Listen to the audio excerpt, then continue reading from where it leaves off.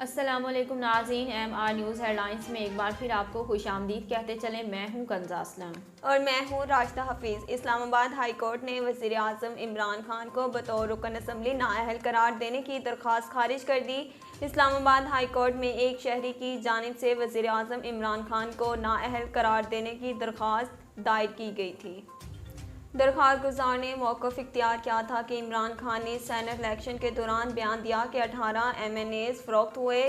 شیخ رشید نے ان کی تصدیق کی اور کہا کہ اس کے خلاف کارروائی نہیں کر سکتے۔ چیف جسٹس اسلام آباد ہائی کورٹ جسٹس اطہر من اللہ نے دوران سماعت درخواست گزار کو ہدایت کی کہ وہ اپنے حلقے کے ایم این اے سے کہیں کہ وہ اس کے متعلق پٹیشن دائر کریں۔ سندھ ہائی کورٹ نے صدر میں تجاوزات کے خلاف دائر کی جانے والی درخواست کو خارج کر دیا۔ سندھ ہائی کورٹ میں صدر کے مختلف علاقوں میں تجاوزات کے خلاف درخواست دائر کی گئی تھی، جسے عدالت نے غیر مؤثر قرار دے کر خارج کیا۔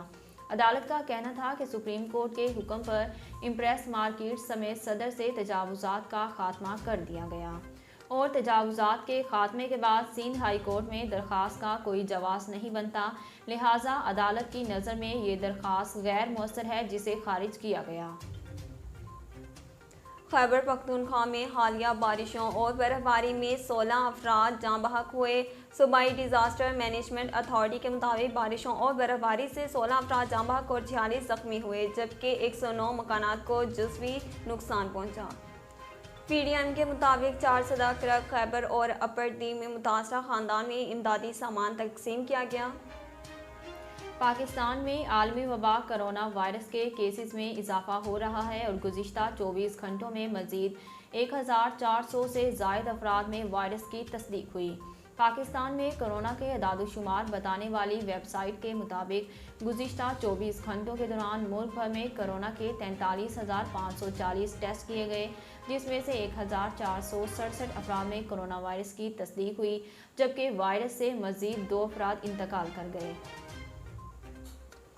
پنجاب گیمز کے فٹ بال ٹرائلز کے دوران کھلاڑی کی حرکت قلب بند ہونے سے موت ہو گئی۔